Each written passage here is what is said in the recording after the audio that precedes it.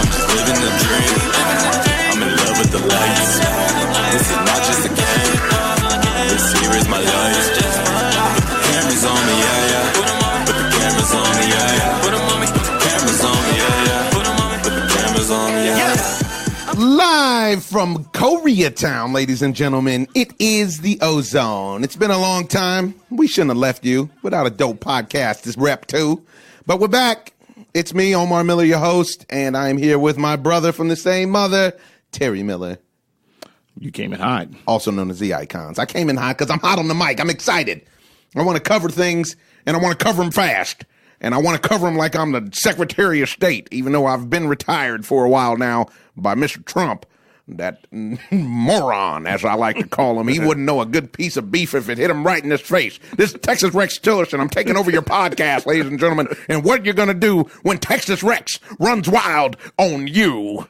Order some steaks? That's what you should do, boy, if you know what's good for you. And then you'll dig up some oil. Ladies and gentlemen, I'm excited. You know why? Thursday marks the most wonderful time. It's the most wonderful time of the year. This is it for baseball, boy. Ladies and gentlemen, Thursday, March 29th, the best. If you are asleep, I'm going to open your eyes because the best thing in the world happens. Major League Baseball kicks off. And I just don't know what to do with myself. Matter of fact, I can't even help it. I just got to talk about it right now. I'm sorry. I'm sorry. I got to do it. And so we're going to go straight into it. Major League Baseball starts on Thursday. Last year, in the very first episode of the Ozone before Major League Baseball, the Icons made a shocking prediction that the Houston Astros would win the World Series. And then you know what happened? About 6.5 months later, the Houston Astros won the World Series in 7 games. It was a tight one. It wasn't easy. Wasn't a layup. But man, were they good. And they've only gotten better. So, what I'd like to know right now, who you like? Who are you riding with? I'm still riding with the Astros. Yeah, you don't see any reason to vary from the script. I think that the only team that can really challenge them at this point is the Boston Red Sox. Really? In the American League. Yeah. Well, I mean, you got to get out of your own league before before you worry about the World Championship. Yeah, because Boston is real. I know that a lot of people are high on the Yankees because of the power that they have, but baseball's, even though, the power is big game, now that's the game, but the fundamentals is what most important, and the Boston Red Sox have it. They have speed, they have power, they have, pitching. Crazy defense. And crazy defense. Outfield. You have 3 center fielders in the outfield. Yeah, they can go get it. Well, what I want to talk about and what I think is important to the fans are a couple practical pieces of Major League Baseball. Yeah, the games are starting on Thursday. But unfortunately, for people like myself who are blessed and fortunate enough to sit in the front row, they've changed the game on me. And they've changed the game because they decided to put up a protective net from home plate all the way to the end of the dugout.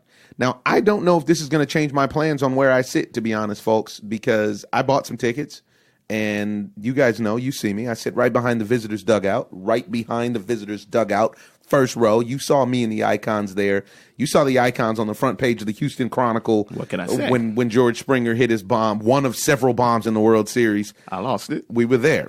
And the concern that I have is not of getting hit by a foul ball. The concern that I have is now you've taken away an element of the game that I'm actually very, very into, which is an obstructed free view of guys pitching, hitting, fielding the ball.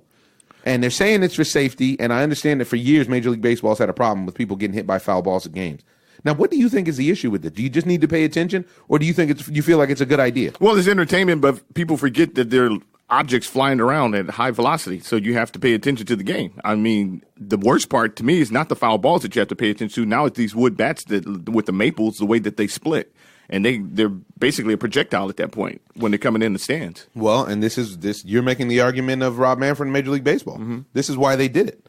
Because the balls are coming in hot, the stick is coming in hot. And so people are actually getting hurt. People have died at Major League Baseball games recently, and that's not cool. Well, who was that major leaguer just a few years ago who got stabbed by the bat that broke? Remember, he was coming down third base. I don't remember and, that. I think he was on the Marlins, and they were playing the Marlins, and the bat split while he was coming down third base, and it actually impaled him. Oh, wow. In his chest, yeah. No. Yeah, but, those bats now, they're not using ash. Everybody's not just on ash anymore. They on that maple. Get off that maple. So you get on that maple, and maple split's different. Yeah. You've graduated from marijuana to hard drugs. And it's a serious situation going down. You got to pay. So once I get to the stadium, I'll be able to let you guys know how I feel about that, in all honesty. I think it's cool. I mean, I don't think it'll be as much of a problem because we've sat behind the net before when you sit directly behind home plate, and it's not that bad. It's just sort of like now you feel like your view is being obstructed a little bit and takes away from the ambience and everything of the game. This is what I was going to say. But you pay attention to the game. There's a lot of people there, especially wealthy people, that go and sit there and just want to socialize, and you can't. That's not the place to do it. I agree. And the other side for me is I fantasize that I could go play. And that net is just another reminder that I never made it to the majors. It's just another reminder that it divides me from Clayton Kershaw. You're lucky. I sure am, because he's got a 0 ERA, and that is a problem. And he's opening on Thursday. That's interesting, though, because there's some guys that are out there struggling in spring training, and, you're wondering if they're going to be able to flip the switch or what's going to be able to happen. Now, who is that you're talking about in reference to? Well, I've seen a couple of pitchers who haven't been as sharp. You have some guys who are lights out. Clayton Kershaw's been lights out. You've seen. I think he's lights out even when he's not trying to be lights out. I don't think he's trying to. I mean, his statement was very clear that he was not trying to be lights out. He said it's difficult for him to get pumped up for B games. Like he said, he doesn't even. It's great. Why are we doing this? He doesn't even understand why they're doing this out there. But I was just reading. I was just reading an article last night about a couple guys who haven't pulled it together yet, and not your man Luke Weaver, because they were talking about how he really pulled it together. Remember, I talked to you about him in fantasy. Yeah. But guys who are not having a good go at it, and I don't know why it's slipping my mind right now. Yeah, but there was a couple guys who are marquee guys who actually are having not good spring trainings, right. And they're wondering, hey, is it going to happen? Like the kid that I love off the Angels, Parker Bridwell, had a bad spring training, and now he's in the minors. Now he's in the minor leagues. Yeah, there's some guys that are they're not, and there's a little bit of we're still working things out and blah blah blah and blah blah blah. And now it's not the time to work it out. I mean, look at a guy like Rich Hill last night. Rich Hill's giving you Rich Hill though. He tricked him. And what's funny is that last night the Angels announcers had the nerve to say, and you just have to wonder what would have happened if they would have left Rich Hill in that game. Like the same thing that you guys are doing to him? Man. Shelling him? Yeah. Rich Hill was getting his tits ripped, as we say in baseball. Yeah, and he got ripped off. And even though I think he only gave up one run or something like that. Last night? No. I'm talking about in the World Series. Yeah. He was getting hit hard. Really hard. And he was on the ropes every inning. Every single inning. Every out was a hard out for him. He's smoking mirrors, and eventually, especially as a baseball player, if you catch up with his release point and figure out that, he doesn't have devastating stuff. Yeah. And I think one big thing that Rich Hill works on, and it works very well for him, is the fact that he gets a pitch behind Clayton Kershaw, which confuses bats for days. Right. And he relies off of arm angles and and he's effective and deception. I can't front. You look at his numbers don't lie. But he's not the guy that I trust in a big situation. But where I was going with it is that it's go time now, and they're going to flip the switch on Thursday, and there's going to be adrenaline, and it's time to separate the men from the boys, because this year, maybe more than any other year that I've seen, teams have completely revamped. Yeah. There's a lot of teams that have revamped. But you know what? It's like a big divide, though, because either you revamped or you've totally took a dive. I don't understand the reason why you would want to take a dive in baseball, because you're talking about getting draft picks. Draft picks don't really make a big difference like that in baseball. I think one of the biggest problems that baseball brought on to themselves is it's not just the CBA, but this luxury tax, and because they didn't used to have it, and then also revenue sharing. Because of the Yankees, but and now you shouldn't be rewarded. You cannot win, and it doesn't matter because you're going to get some of the Yankees and the Dodgers attendance money. Yeah, and you shouldn't be able to do that.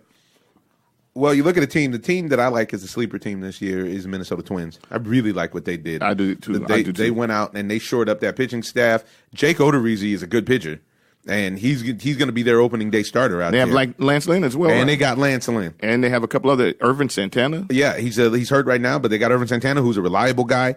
They have a legit team, because what they did not have a problem with was putting runs on the board. Right. They can get runs on the board. They just couldn't stop anybody from scoring. And I think they did a good job of helping that. And I don't know, I think they still have Phil Hughes and Kyle Gibson's trying to come around, but I don't know. I like what they did. There's a couple of teams I like what they did, but what I want to talk to you about, which I think is going to be important to our listeners, is my fantasy draft.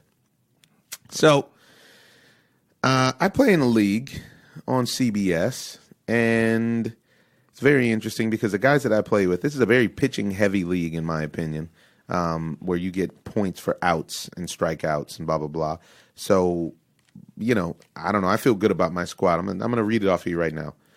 Starting at catcher for Big O and the gang, we have Wellington Castillo. Beef Wellington Castillo to you. Boy. Sometimes I just call him Porterhouse. So Wellington Castillo is there. I got in a really late round, and I don't know what people are thinking. I got Miguel Cabrera. Everybody seems to believe in Miguel Cabrera because he had his first bad year probably in his life last year that he's done. Well, the only reason why I buy into that, not that he's done, but he's still going to be a bit above average hitter. He's not going to have as much pop as he used to have. Is that he has no protection? None. What's the incentive to pitch to Miguel Cabrera? President Trump, straight raw. Yeah, you go raw. He's out there. He's just straight out there. So why would you pitch to him? Yeah, I agree with that.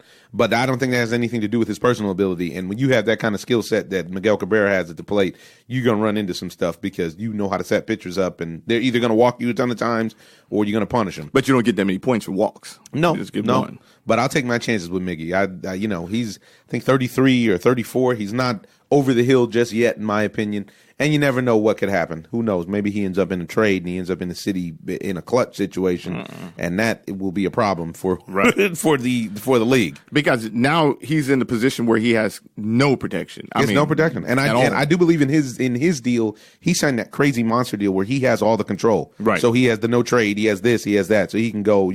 And I'm sure there's still a lot of teams out there that might want him. Yep. So let's keep breaking it down. At second base, I got a perennial batting champion contender, DJ LeMahieu. Yeah, DJ's serious, especially in Colorado. He gives you a nice 320. Give you a nice 320. Probably 20 bombs. I mean, come on, man. And just hits on hits on hits. Yeah. And a lot of runs scored. Yeah. Then at third base, who for some reason CBS hasn't given him the eligibility yet, I got Manny Machado because I wanted him at shortstop.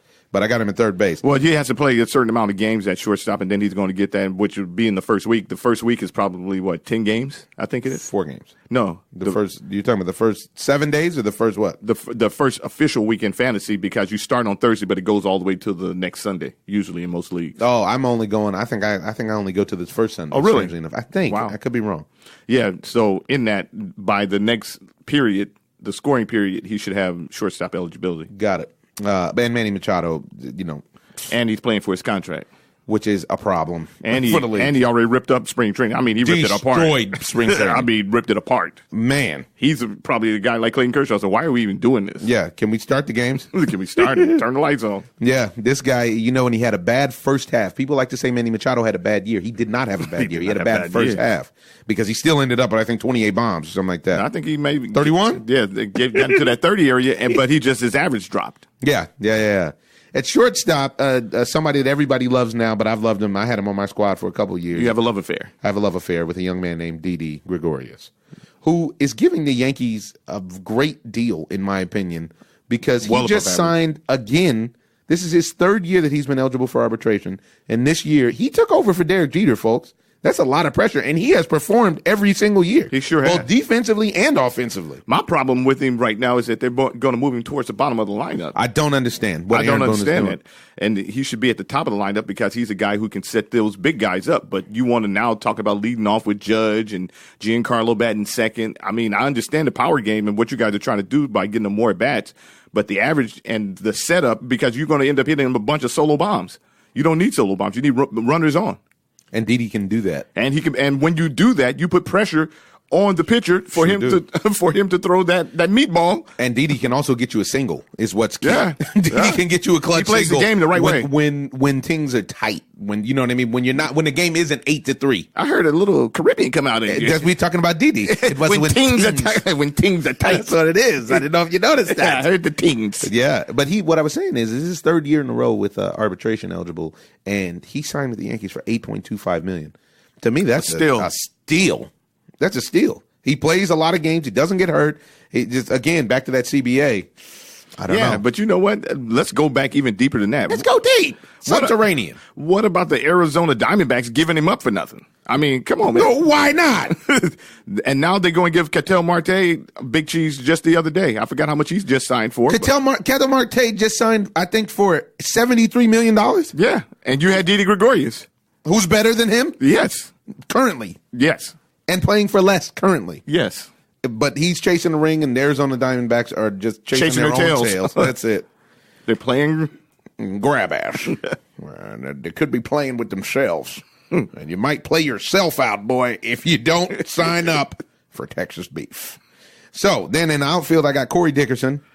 I'm a big fan of Corey Dickerson. He just swings his stick. And he's on the Pirates now, too, right? He's on the Pirates. He's going to hit in the top of the lineup. Maybe not first, but he may lead off. But Clint Hurdle said he doesn't know whether he's going to go first, second, third. I would put him in the 4-hole. Honestly, that Pirates lineup, because this is another guy that my draft slept on, was Josh Bell. People didn't give Josh Bell his respect. That kid is real. He is real. But and they got a decent lineup with Starling Marte is off the juice and is actually going to play all year. Mm-hmm. They got a decent lineup over there, especially when you add Corey Dickerson. But they're trying to replace Kutch with Dickerson. Yeah, and that ain't going to work. That ain't going to work.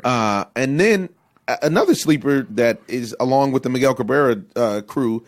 And he puts up numbers. He put up numbers last year. I think he finally came into his own, regardless of being on a terrible team, is Avisail Garcia. Oh, yeah. I got Avisail Garcia. Avisail Garcia had 300 last year, I do believe. 318. He was ripping it up before he got hurt. He gets hurt often, though. And he's a Miguel guy. He's a Miguel Cabrera protege. Protege. Yep. And then another flyer I'm taking, as long as they don't platoon him, is I'm taking the former greatest player in the world in Matt Kemp. Matt Kemp came back home to the Dodgers, and he's really seemed like he's changed his mentality. You can say whatever you want to say about Matt Kemp, but if you go look at the numbers, everywhere Matt Kemp goes, he produces. Right. It's not. He hasn't. When he left the Dodgers, guess what he did? He went to San Diego and put up 30 bombs. And then he went to Atlanta and put up 30 bombs. He's just matured. You know, he understands now. He understands how the game is played. He understands, what management is looking for from him. Yep. But he's well above average, considering what they put out there nowadays, because they're talking about platooning with Jock Peterson. I mean, Jock Peterson is a decent. Has never shown you what Matt Kemp has shown. But he's never been consistent like Matt Kemp. He's a all or nothing type of guy, Jock Peterson. Yep. And then in my utility spot right now, I got the MVP, Chris Bryant. I got another former MVP, Chris Bryant. Monster. That's my him and Nolan Arenado are like neck and neck. Yeah. And on the bench for my hitters, I got Brandon Belt, who we both expect a big year out of because he's got a lot of protection. Sandwich him in between Kutch and Longo and sprinkle in a little buster. And Brandon Belt should be leaving the yard about 35 times. Yeah. And then speaking of Hunter, I picked up my man that I love that nobody loves because nobody knows about him. Freaking Hunter Renfroe, bro. Hunter Renfroe, he's a stud. He's got crazy power. He just can't hit for average. I'm going to say if he cuts down on the strikeouts, he should be effective. But I think that's why I got him, is because I think Eric Hosmer is going to help with that. Yeah, and not only that though, this will be his second full season, so he should be good. Yeah, and then Michael Taylor. Michael Taylor is a guy that completely took advantage of his opportunity when Adam Eaton went down. Mm-hmm. His numbers last year were very respectable, and he's supposed to start in center, and they got Adam Eaton moving to left. And that lineup is crazy over there once you get to the meat of it. It's a nut. You're nuts. That's crazy. And so, let's get to the pitchers. I started off with Corey Kluber. I didn't really know about Corey Kluber, even though he is, he's ace. In a pitching league? Are you crazy? Corey Kluber? From time to time. Once a year, you can count on Corey Kluber to go down, but he's a monster. I went with Lance Lynn, and because I like Lance. I was going to go with Aaron Sanchez because he was available, but I don't like a pitcher that has to pitch in the American League East every week. And not only that, they don't really have that much. They don't have offense. Yeah, Toronto's not good. I went with Lance McCullers. And Lance McCullers' ERA is just about nothing in spring training right now. Lance McCullers is going to be pitching out of the 3-hole of the rotation, and he has ace stuff. So I think that's going to work out well for him. I also went with Thor. The big fella. I like my pitchers big and mean. Thor is exactly that. He strikes out. He can strike out 300 guys if he pitches a whole season. Can you believe that? Yeah. Yeah, he's got that kind of stuff, but we just got to see if you can keep him healthy. And I stayed with the Mets and got Juris Familia, and because he's big and mean, and I'm hoping that he comes back. And I read some stuff they were talking about how he tweaked his mechanics. Yeah, he tweaked his mechanics, and he looks like a whole new pitcher. And I'm hoping that that's in a good way. Wasn't he on the juice? I don't think he was on the juice. What did Juris wasn't on the juice. He had some domestic violence issues, I do believe. I thought it because he was suspended and then he got hurt. I think he got suspended for the domestic. I think. Don't get me wrong. I mean, I don't want to put that on a guy. It's not true. I should probably look that up. But and then my other closer is Brandon Morrow, who I for the Chicago Cubs should get. He might break the save record this year. I mean, come on, man. The only problem with Brandon Morrow last year, guys, was that he got overused. That's all it was. Yeah. This guy. They ran him out there like 3 days in a row? They ran him out there. He's the only pitcher in history to pitch in 7 games of a World Series.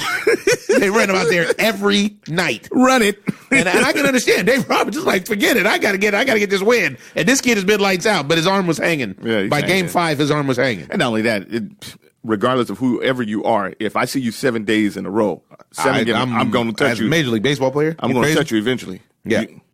Yeah. And he lives in the dirt. He does, and with high cheese. With high cheese. And then I got Drew Pomeranz. He's on the DL now. Hopefully it's a forearm issue, which is always dangerous. But he playing now. He might be playing. I had him last year. He came through for me. But because I love what the Red Sox look like, that's why I went with Pomeranz. I went with Eduardo Rodriguez over Drew. I saw that. Because that kid is the real deal. You know, he's a frontline pitcher. He just can't stay healthy. He has knee issues. And mentally, he's not all the way there yet. He's on that lefties he's before late situation. Yeah, he's really young. And in that same vein, the guy that I had that's young that I believed in last year and I believe in him again this year is Mike Fulton-Nawitz. Oh, yeah. He looked good in spring training He looks great in spring training. The only problem with him, which is still baffling, is that he throws 100 miles an hour, but he does not strike out a lot of people. Yeah. It's like he's pitching a contact. Right. It's almost like he's tipping his pitches, but his stuff is so good that they make contact, but he's still effective. And when you pick him up, you always have to watch it because sometimes down the line, he usually falls apart as far as, you know. There's one inning. There's always one inning where like a mental block. It just goes the wrong way. It just goes the wrong way. And speaking of Atlanta, there's a kid over there that's like throws one of the hardest throwing lefties in baseball, and he's going to be pitching for them. Who you got? Luis Guajara. Gahara. He's only. It sounds like a little Miami still in this thing. So yeah, because he's I think they said velo wise, it was him. He threw the hardest consistent fastball from the left side all last year between him, Chris Sale, and James Paxton. I expect Chris Sale to have a great year. I like Chris. With that lineup, I'm looking for David Price to bounce back. Yeah, and that's saying a lot for you. Yeah. You never appreciated his work. Yeah. But no, I don't even mean that. I mean, I definitely think that those things. But I mean, I read Chris Sale's interview where he was saying he gained some weight and he actually was putting emphasis on the long haul. And good. He recognized that he fades in August. And he's putting emphasis on stretching it out so that he can pitch in deep into the season and be effective all the way into October. I've been saying that about him forever because I know that at the end of every year, especially when you're playing in that hot summer, you know, just it doesn't matter what state you're in, it's hot. Yeah. You know, and he's a long, and it's muggy in those places. And he's long and lanky, and eventually it wears him down. You don't see that much of his velo drop. Maybe one or two but the movement isn't there. The movement isn't there, and his legs, you can see that it's almost he's a 5-and-diver at that point.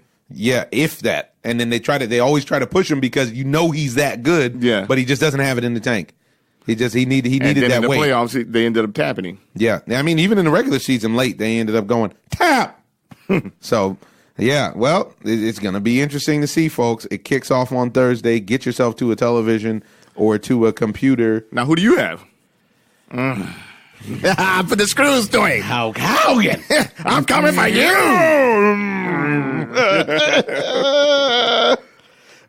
You know what? Honestly, American League first. It's hard to go against the Astros. I mean, this team is something special. But I tell you who I really like that is not them. I really like the Cleveland Indians. I really like him. I like Tito Francona. I think if the Indians ever change that mascot, they'll break that curse and they could actually win. What do you mean? They're still the Cleveland Indians. Oh, well. I think that's the name. That's not the mascot. I thought they changed the mascot. I don't know if they did or not, but I believe that I think that one more year of maturity. I think that Clevenger's going to step into his own this year. If they get the Danny Salazar, now that Danny Salazar has had some rest after his injury and a little bit of when's he supposed to come back? I think Danny Salazar's on, isn't he? He's not on now? No. Let me look. Yeah, because to me, if they have their full coterie of pitchers, Carlos Carrasco is as good as anybody in baseball. I don't know if many people watch their games because they're not a major market. Carlos Carrasco is lights out. The focus is always on Corey Kluber, but Carlos Carrasco is lights out. If Trevor Bauer can step into his own, because Trevor Bauer stepped up against the Yankees, actually. He pitched very well in big situations. If you have that, you're talking about 3 to 4 aces. And what Danny Salazar did before Danny Salazar got hurt, if he can ever get back to anywhere near that, Danny Salazar had the stuff to strike out 250 guys a year, 200 guys a year. He's out until April 10th, and then his injury is a shoulder injury. Yeah, he can't get this arm together. But I liked what Clevenger gave you, and I liked what Clevenger can give you. He's a young guy. Mm-hmm. And he went out there, and they used to run him out there every 5th day, but he went out there with the mentality that he was supposed to be there. You can see it, and I really appreciated that. So you're going with the Indians then? I like the Indians. Again, I mean, I went with the Indians. I'm going to ride with them until I see different. Last year, I thought they were the best team in all of baseball, and they obviously were not because they ended up losing to their Yankee team in a series that you just can't lose. Right. I think another year of maturity for Lindor. I think Jose Ramirez and his big jaw chaw is going to keep banging the baseball. I expect more out of Edwin Encarnacion, and the fact that Edwin Encarnacion got hurt in the playoffs last year was devastating. It was big. Because they had a chemistry thing going with that team, and even though they've lost Jay Bruce, I'm interested to see Carlos Santana. And Carlos Santana, but I'm interested. For some reason, I'm never crazy about Carlos Santana's work like that, even though he's effective, but I never felt like he was super clutch. He's a power hitting switch hitter. Yeah. But I'll take Eddie Murray. But how about Eddie Murphy? No, I'll take Eddie Murray instead of Eddie Murphy. But Carlos Santana, I think he's actually going to fit in and hit well and bring a lot of offense to that Philadelphia Phillies squad. People are asleep on the Philadelphia Phillies. They are asleep. They need some more pitching, but besides that, they're going to put up runs. I mean, They got sticks. Yeah, they have Jake Arrieta. They have a couple of pitchers they picked up. They got Aaron Nola and Jake and Jake. And then they have a couple of other kids that they can let loose, and they have a lot of young prospects that they're bringing up. And they have out there, and they have Hoskins. Cesar Hernandez. You have Cesar Hernandez, and then you also have that kid Scott Kingery. He's a stud. And then you have your boy at third. Yeah, Michael. He ain't better than Michael. But they're talking about Michael losing his job if he doesn't get his act in. He's another dude that didn't have it together in spring training. About to eat himself out the league. Huh? He's living good. He's really living good. And so the American League, I like the Indians, but you can't deny. I think a lot of that is going to be, contingent upon what happens with the Yankees and Red Sox and how bad they beat each other up. I don't anticipate a World Series hangover from the Houston Astros. And they already said that they won't have one. I think A.J. Hinch has gotten a year better, which goes a long ways because A.J. Hinch did his best to trick off that World Series. Yeah. And I like him. I like him a lot. In the National League, I actually like the Chicago Cubs. Really? Yeah, I like the Cubs. I think that Joe Madden's influence may be able to do something for Yu Darvish that he's never had in his career because Joe Madden accepts and embraces differences. And I think you're going to get that those guys got spanked by the Dodgers. And I don't think that they appreciated that coming off of having their ring ceremony in front of the Dodgers on opening day, beating the Dodgers the previous year in the National League Championship Series. And I think those young guys, you can count on Bryant, you can count on Rizzo. Wilson Contreras is a stud. He's coming into his own. John Lester has shown you over and over and over again, if you count him out, you were going to lose your money because John Lester's going to show up. You got that kid out there in center that's a stud if they let him play. Ian Happ.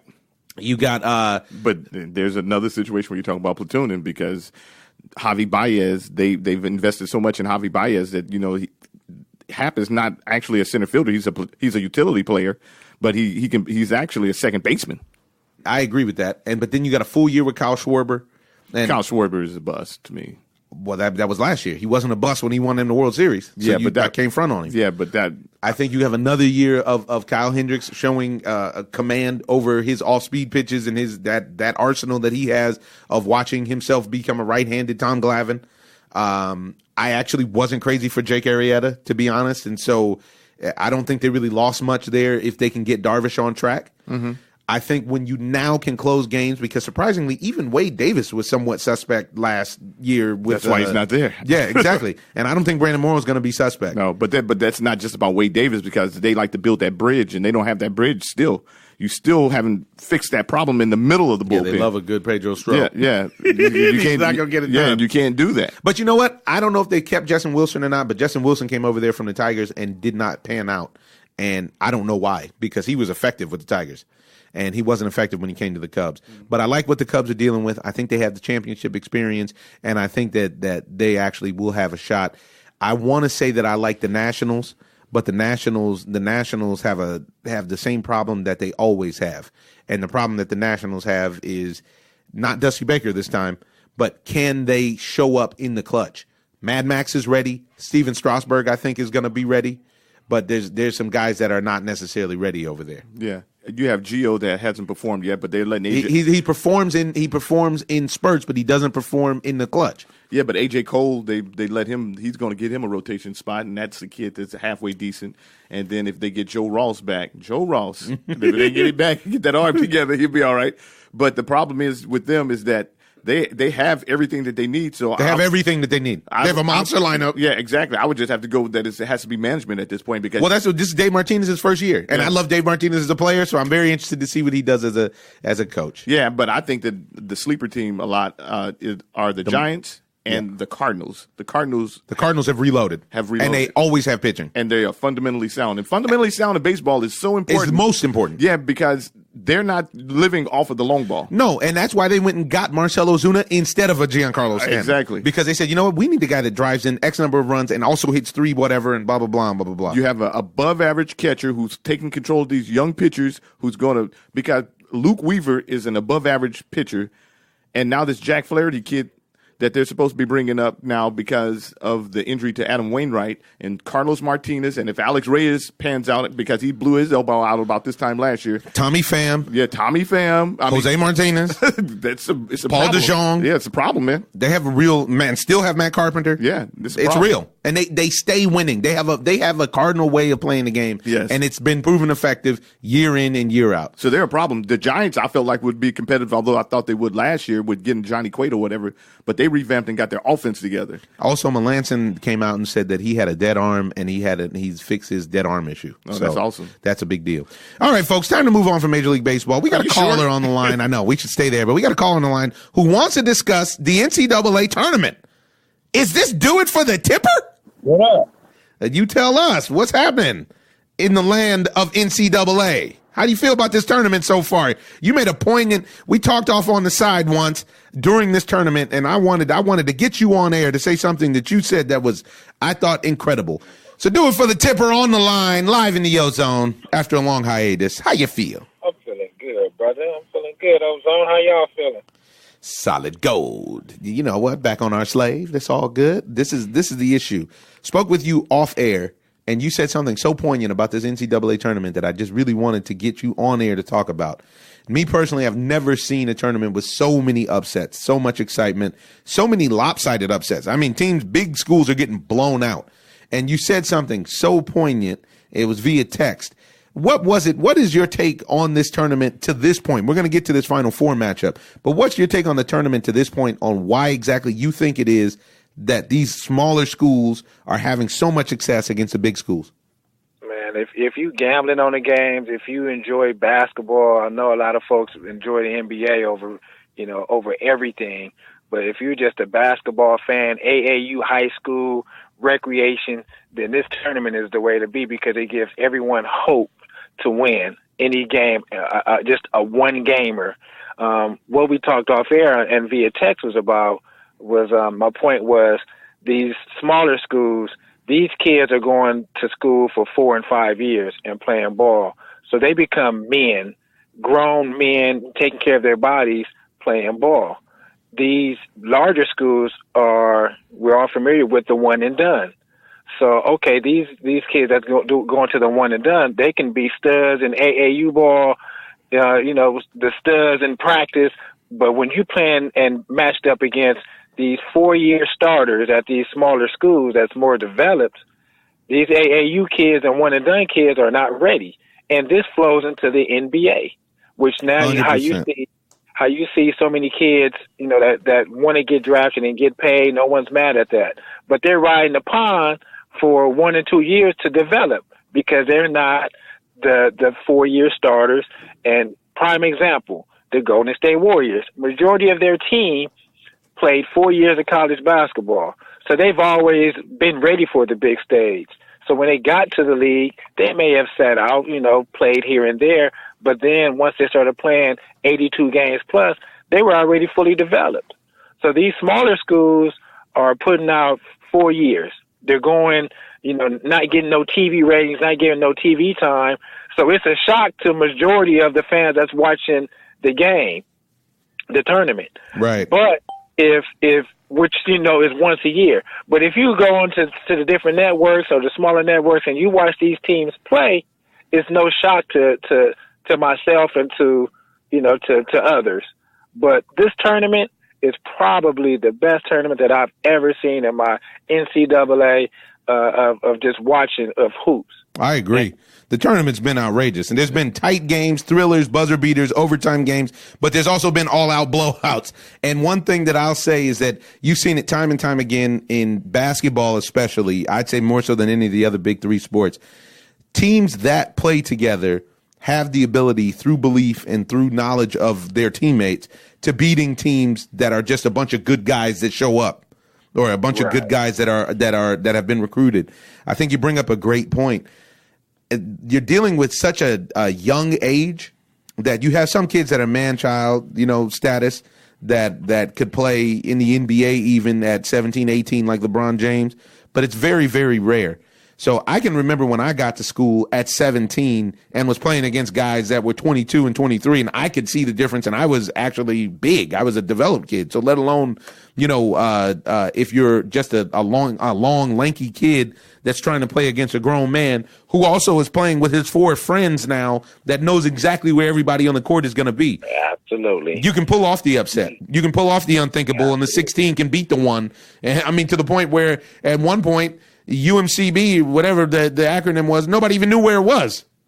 Right. It's completely different though. So like you 17, I was 19 in college, you was strong. Right. But you dealing with grown men that know how to rest and use that strength for the game. During you just want to be strong for each and every play. 100%. 100%. The kids that's out there that's just they're young, they're athletic, they're out there just running, so they want to run for 40 minutes.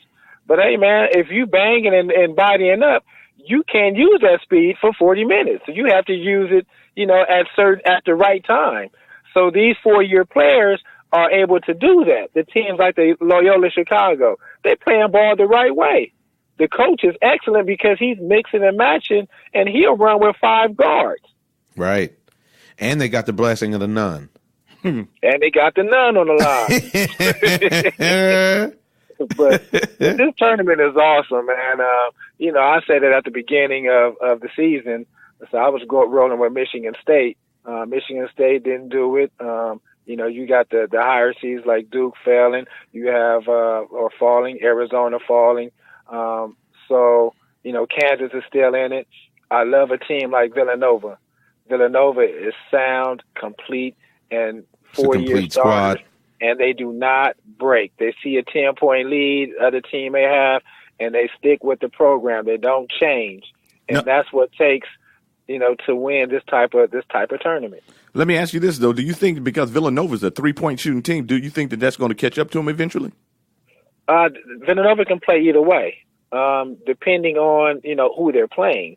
So I don't think it's going to catch up with them with the last 4 teams that are involved in the tournament. So no, they clutch at the free throw line. They can bang with you. They can go. They inside outside. So I predict Villanova and and Michigan to be there. And I think Villanova will pull out maybe the 4-point win. Oh, wow. You getting down to the I was about to say, the sweet science. You in there. I'm all in, man. I'm all in. This is it, just if you guys watch, man, it's all kind of upsets. And it's upsets because of the name of the school. How's that? Right. As opposed to the actual matchups. You're saying it's an upset because in general, the everybody's used to the big name school beating the smaller name school. Right. So if you hear a school like Buffalo playing against a team like Arizona, of course you're going to say, oh, Arizona got that because they got the McDonald's All-American. They got the number one, prospect to be the NBA, draft pick. So you're going to say Arizona. But again, it comes down to these kids got, 4 years to play or 4 years to develop. And when you got one game to play, man, anything can happen. Anything can happen in them 40 minutes. Yeah. Now, what do you think about the league, the NBA backing up now and saying that since the NCAA has been exposed, talking about building like a minor league system for basketball? I know they have the G League and the D League and all that stuff, but they're just talking about now, instead of making these kids being one and done, but letting them actually go to their little farm system and play. I think it'll work. I think it helps out for the college kids. It also helps out for the NBA as far as having these weak dudes that's in the NBA get developed. You know what I mean? Well, they're watering down the league. There's no two ways about that. Yeah. Well, it's a way for, the college prospect to get paid something. But, going that route, it is a longer route to get to the league. So they're going to end up having to go professional overseas or something because, like the balls. Like the balls. And now they're able to say, okay, LiAngelo is going to be, enter the draft. Yeah, they just announced that today. He played 6 games? Right, in Lithuania.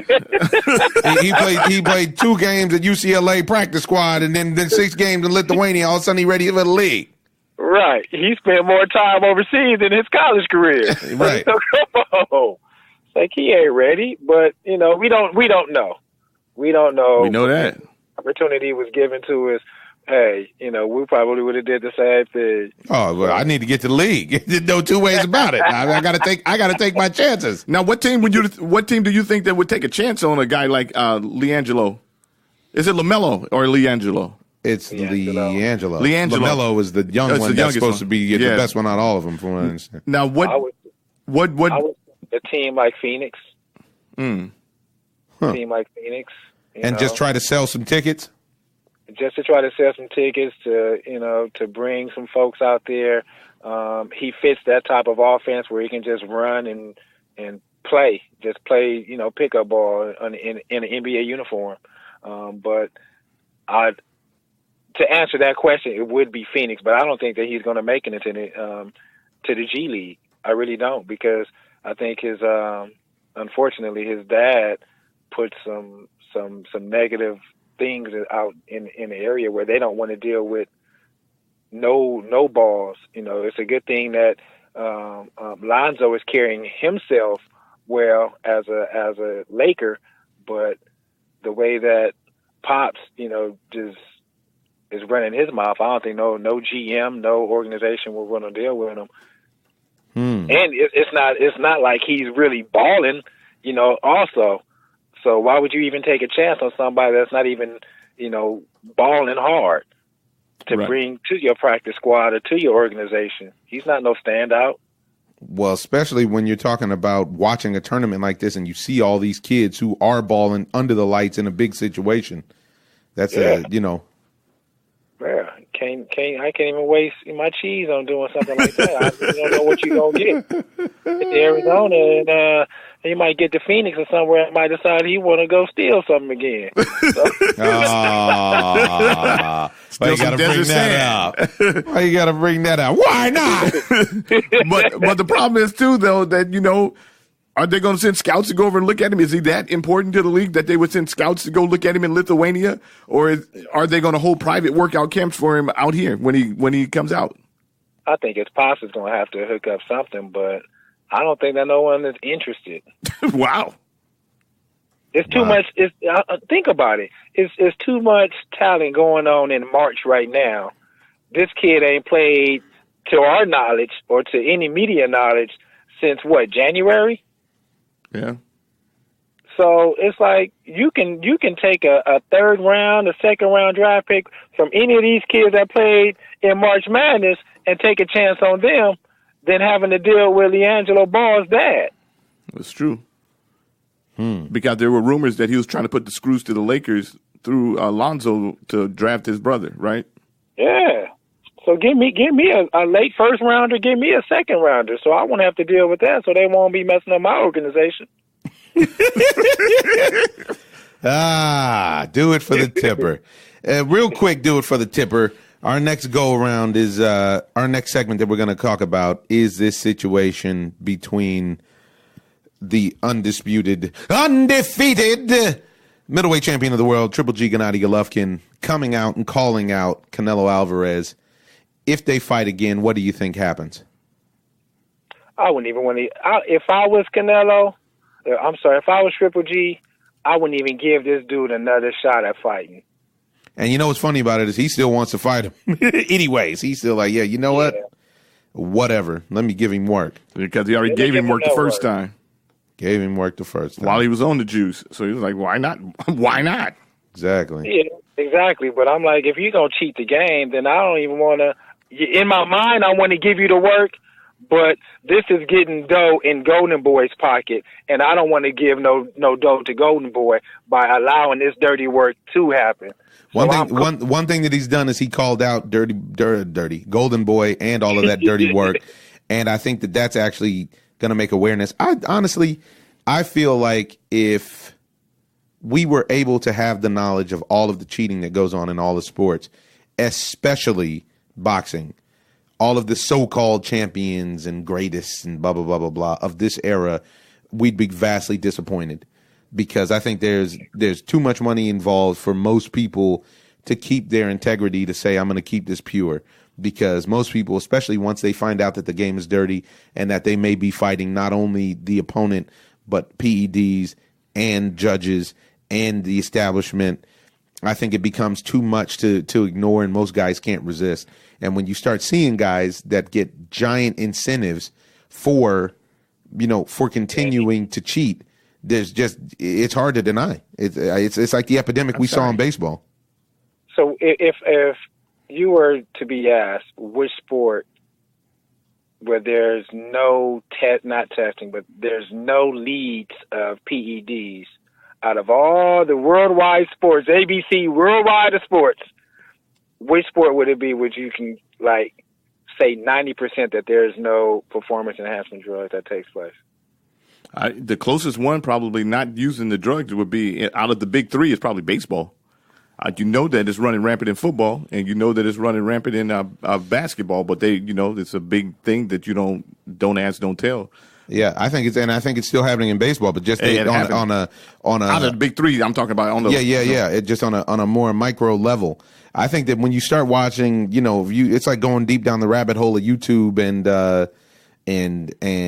Netflix. When you start watching, you realize whether you're talking about the Olympic athletes, whether you're talking about cycling, just about everything, people are going to get the boost because these are the most competitive people on the planet. You're a hyper-competitive person, so you know how it is. I've seen you cheat on video games. So, let alone several times. I guess he liked that one. Yeah, this is the dude who brought out pulling out the plug, pulling out the Ethernet cord back in the day in Madden. In the day when you try to kick that field goal, when you have to plug in your. Oh, so I guess I cheated, but you'd rather get blew out for 4 or 5 games, knowing that the video game players are getting tired, and you want to run it back. And so what you're telling me is that you would juice. You dirty T.I. So you would rather juice than get blown out, and that's what you're telling me. Yes. We got him. He admitted it. We got him. But yeah, that's what I think. That's what I think. Well, all right, do it for the tipper. Thanks for joining us again. Sorry it's been so long since we consulted your expertise on the NCAA. One more time for the people. Who wins the NCAA National Championship? I got Villanova winning by 4 over Michigan. Let's go with the score of, 71-67. Nice. All right, we'll check back with you next week and see how your prediction fared. Have a great week, brother. OZone, I'm out. Late. Ooh. It's going down, huh? It's going down. I want to jump into a clip speaking of the clenbuterol fiasco that's going on. Let's hear what Gennady Golovkin had to say about the situation. Didn't believe that Canelo was clean. Why is that?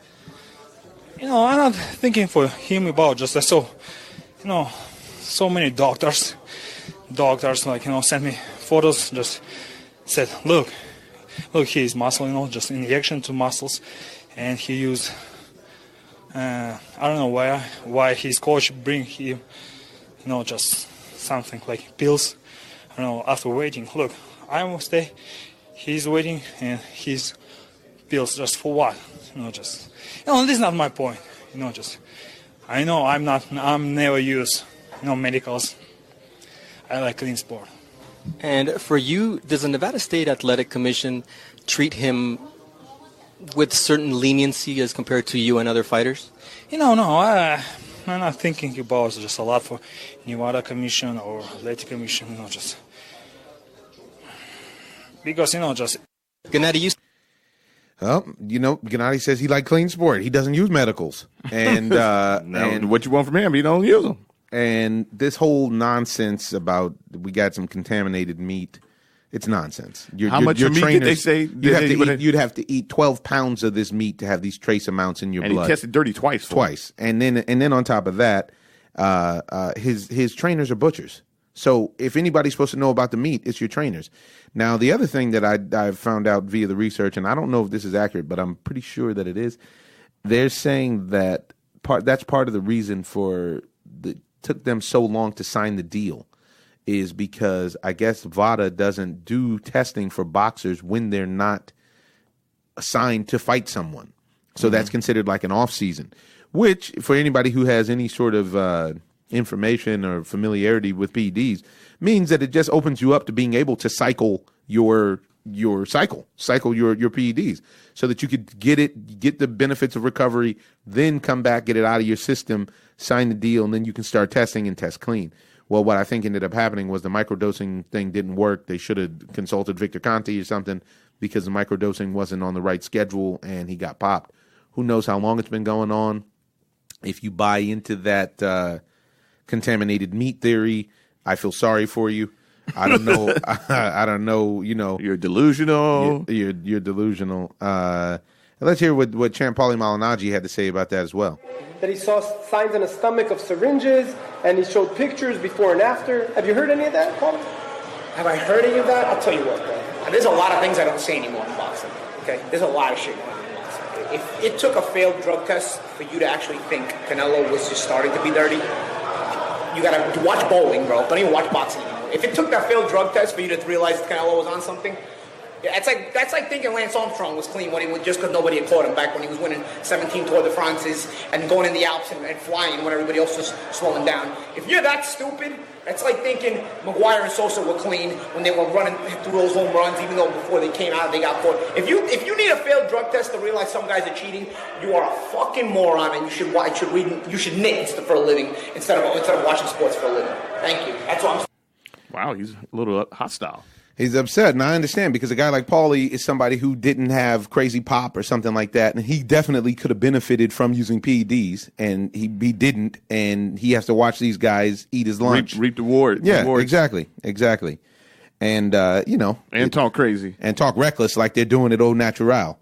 And it's the mental edge, I think, even more so than the physical that the juice gives all these guys. Well, yeah, and this is the problem that a Canelo-type player would have. I think this is why he's going to get knocked out. Yeah, this is why you get knocked out, because you don't have that edge that you had before. You felt yourself. Yeah. I got the juice. I would lay hands on him. Exactly. Now I don't have it. It's just like Sammy Sosa. When Sammy Sosa got off the juice, he couldn't make contact. That makes no sense. You can't make contact. Okay, you can't hit bombs. I can understand that. But you went from hitting 262 to like not being able to hit the ball. Yeah. Wow. Yeah. Yeah. So, there's that. But then we got other great fights that are coming on, and great fights taking place that have taken place since the last time that we were on, and some coming up this weekend. Looking for a real good card with this Anthony Joshua. The big boys, the heavyweights are back. You had this fight this past weekend with Dillian White, who made a statement, and he knocked your man out cold. Did you see that knockout? I didn't see it. You didn't see it? Uh-uh.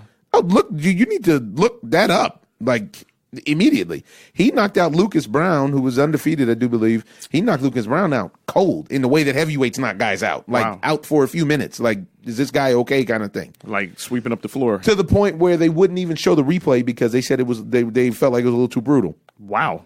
Yeah. Look it up. Dillian White. And then afterwards, he decided to call out Deontay Wilder. And, Dillian White is also on Matchroom Boxing with Eddie Hearn's stable, if you will. And it's going to be interesting because I don't think Joe Parker's a punk, but I also don't think that we saw the best of Anthony Joshua in this last fight because the fella that he fought was awkward. Joshua's lightened up, and he said he's lightened up because every fight demands a different version of himself. Joe Parker has responded by saying, well, that just means that he's not confident in himself. I don't think that's the case. I think this is going to be an exciting fight, but I also think that Joshua will come out. I think there's too much money involved, so unless Joe Parker can find a way to spoil the party, I think there's too much money involved for an Anthony Joshua, Deontay Wilder potential match. So Joe Parker's going to need to knock out Anthony Joshua if he thinks he's going to win this fight. And you know what? I'm just so happy that the heavyweights are back in action. Really, really happy about that. Your man is trying to get a fight with Tyson Fury. You saw that. Who's that? Let's go, champ. Oh, he should. Tyson Fury. You know what? They said Tyson Fury's lost a bunch of weight, though. He's supposed to be getting himself back together. Tyson Fury is not a legitimate fighter, though. But I would like to see Shannon lay tips on him. I would like to see, and it'd have to be early. Like Shannon would have to go all out because he ain't gonna have the juice with his age. He won't have enough. Sorry, bad choice of words. He won't have enough stamina to stay. I don't think to stay in there with the younger man. It's like 15, 16 years younger, but he got that thump. Truth be told, I don't think Tyson Fury would want to fight Luis Ortiz in his old state. To be honest, yeah, you don't. He's a trouble person. He's a problem. He's a troubled fighter. You don't want. What are you trying to say? He can't get it. I can't spit him out. I can't spit it. He's got mental illness. He's troubled. Yeah, I'm talking about Tyson Fury. He's got mental illness. He does. This is going to be interesting. Going to be a very, very interesting situation.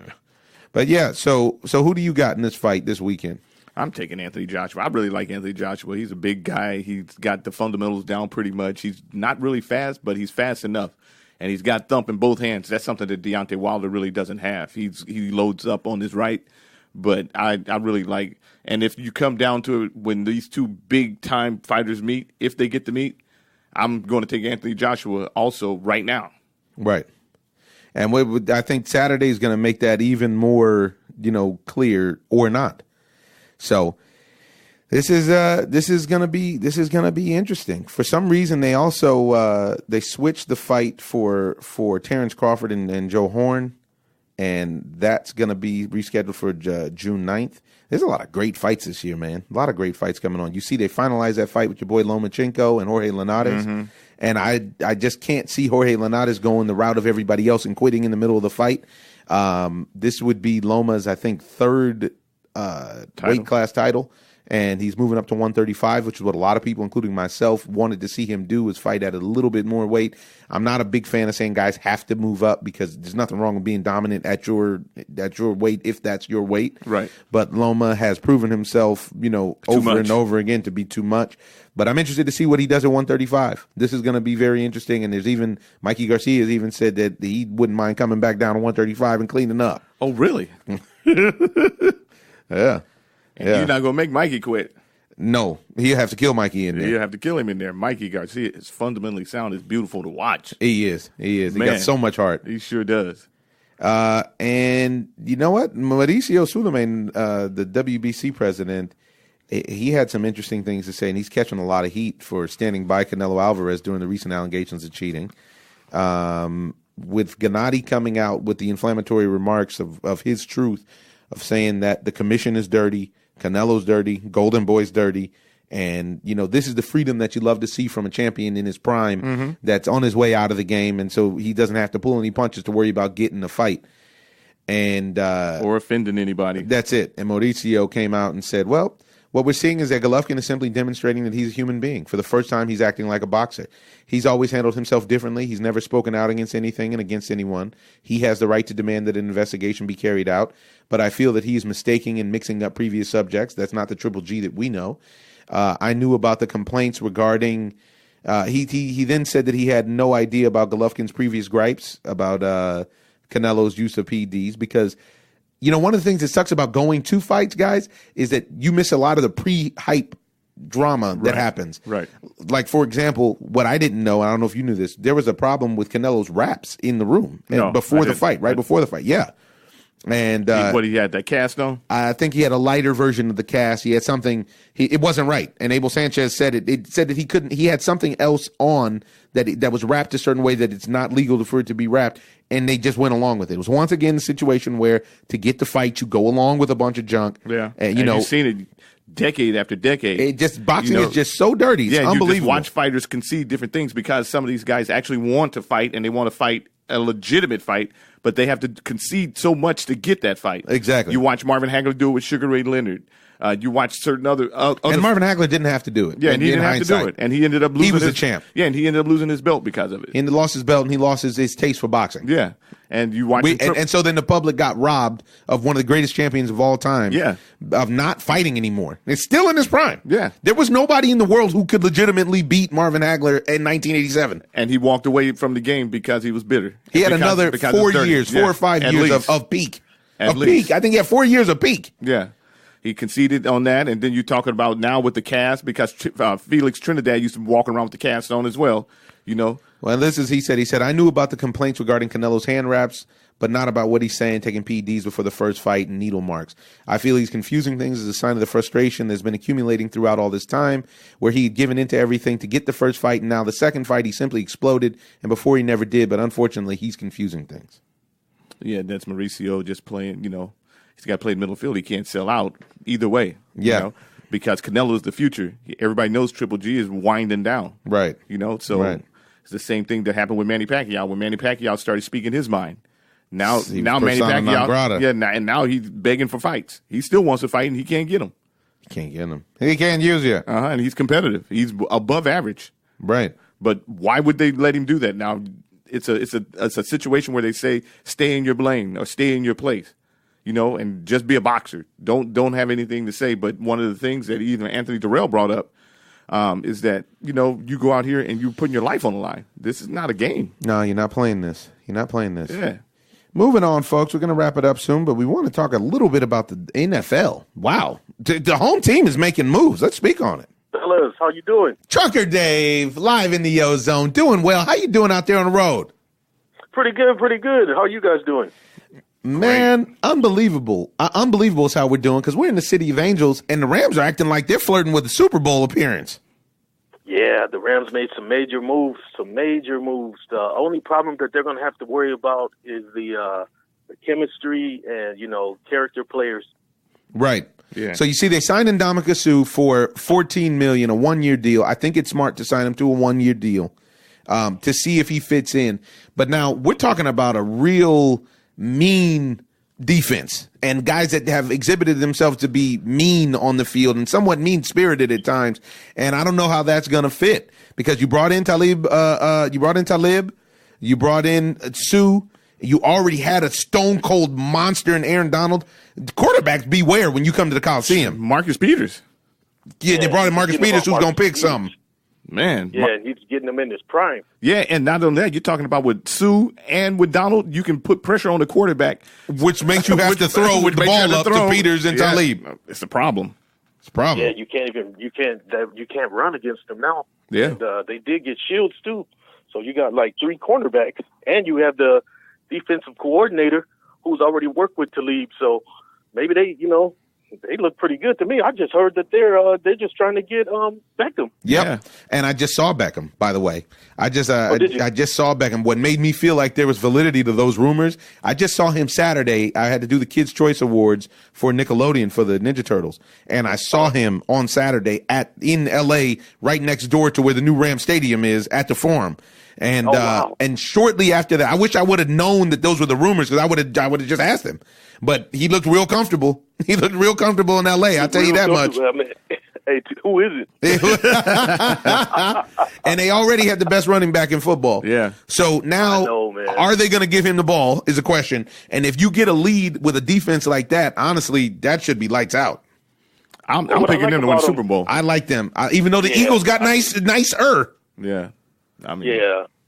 I just like that your coach is young and he's open for new suggestions. You know, you got coaches like 32 years old, not like old like Gruden, who's bringing in somebody like what's his name from Green Bay, could be behind his prime and could be just marginal right now. Jordy Nelson, right? But you gave away Crabtree, so right. I mean, is that a good fit for your team? Is what you have to ask. Right. So there you go. I think Jordy Nelson now, we know he's a well above average receiver, but he's not. He can't get separation like he used to, of course. Yeah, that's what I'm talking about. And so now he's a possession receiver. You know what I'm saying? Right. And Gruden is overrated. He's always been overrated to me. He is, man. So if you give him 10 years, $100 million, what is Belichick worth? Right. Man, it makes you think, man. There's a lot of moves going on. I've never seen an offseason like this. It's funny that you say that. It's the same thing we were talking about Major League Baseball. There's a lot of moves going down just in general. Man. So, sorry, I didn't mean to cut you off. Who are you saying that you liked? I like that. I like the move that the Patriots got Cordell Patterson. Oh, yeah, right. He's a nice. Wow, that dude's explosive, man. He's a nice. He never really got a fair shake in Minnesota. I didn't think so either. I agree with you. I didn't think he got a fair shake at all, man. But it's going to be interesting.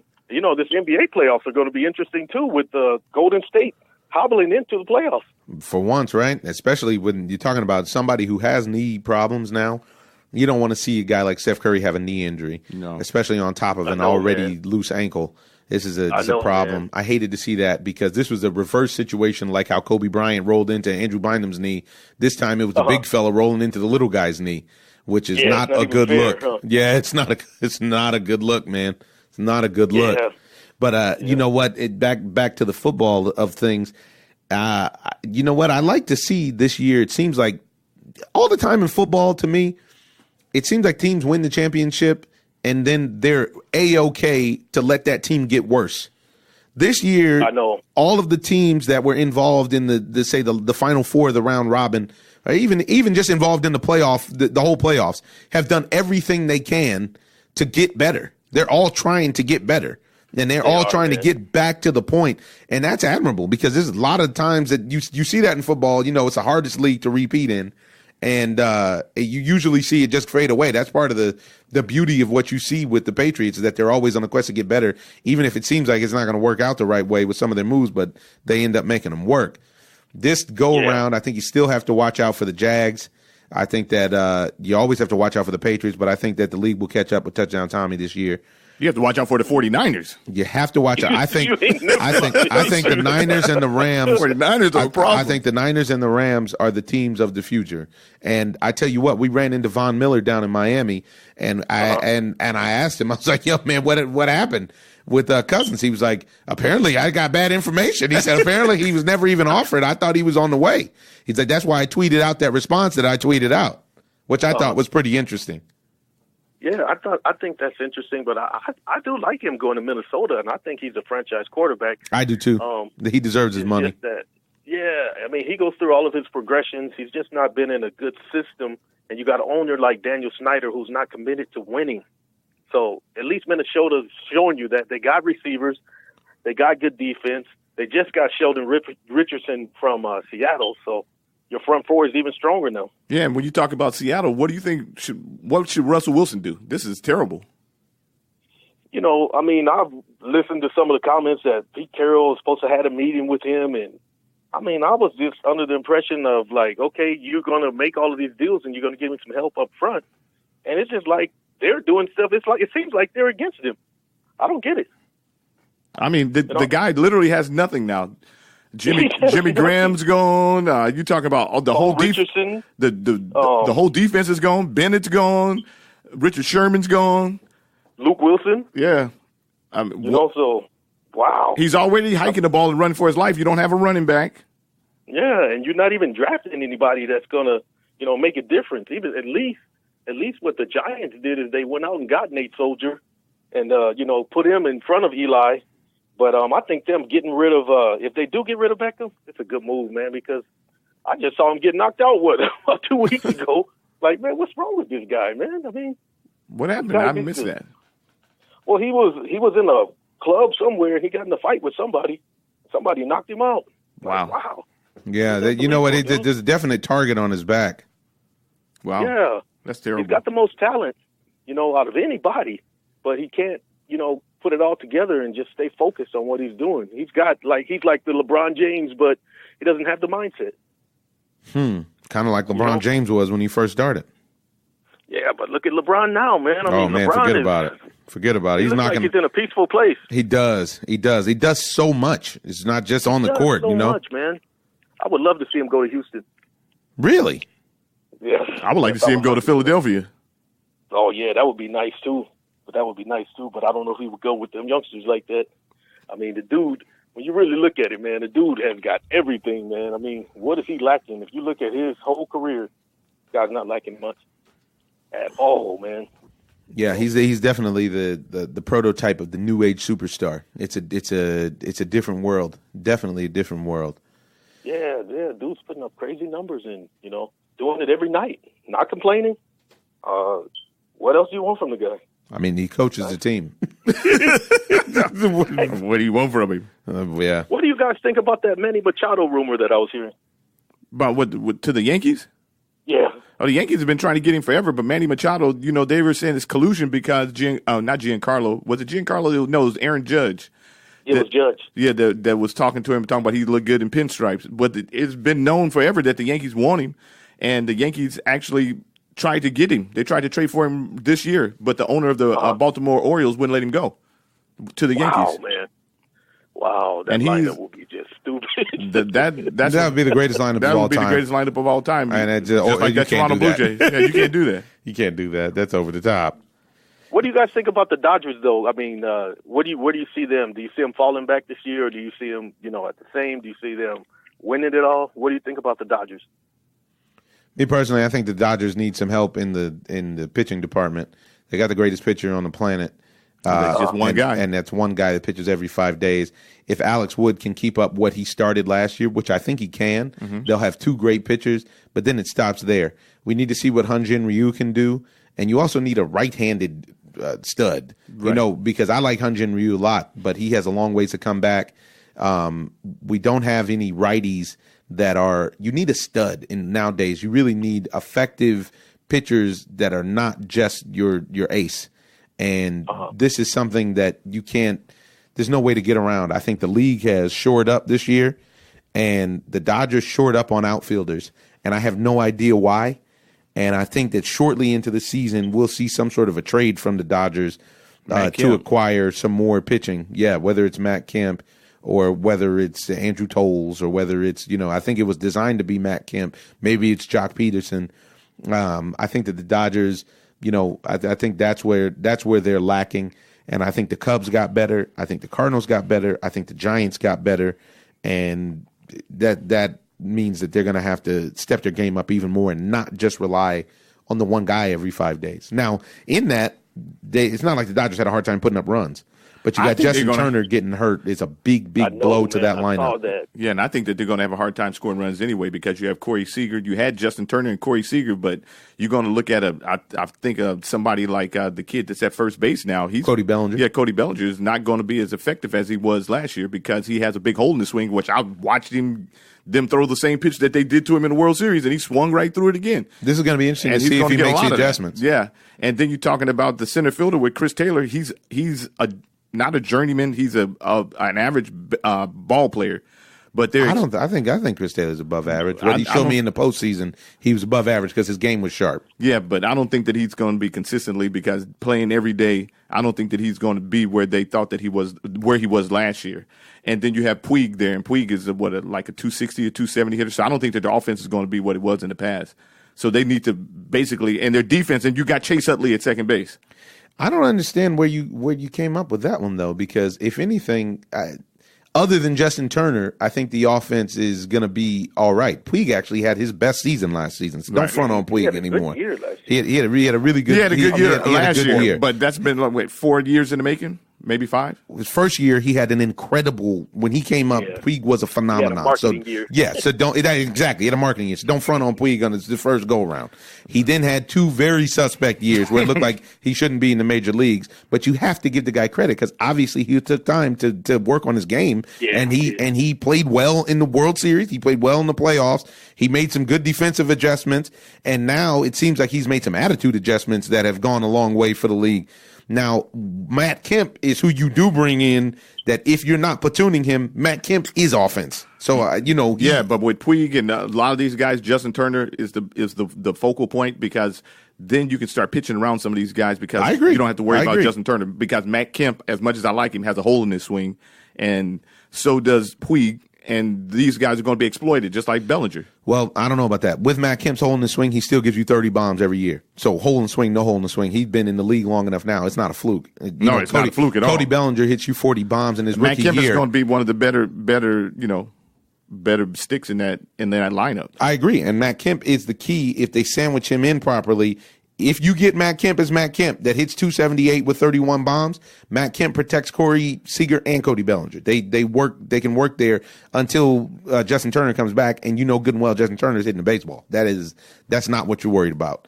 So, but even in that time, there's that old adage in baseball that you can't win the pennant in April, but you can definitely lose it. I think the Dodgers have to get and stay competitive early.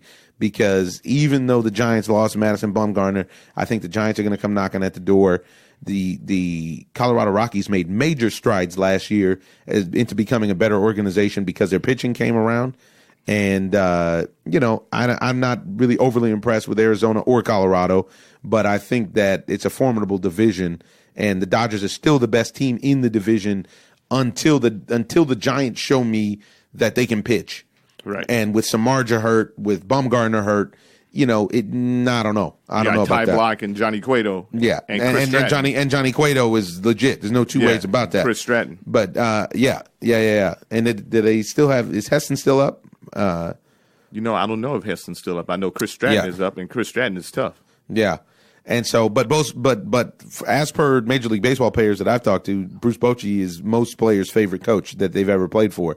So Bruce Bochy finds ways to win. Last year, he wasn't able to do that. I don't anticipate that happening again. Because after all, this is an even year, and the San Francisco baseball Giants get busy in even years. That's been a proven fact.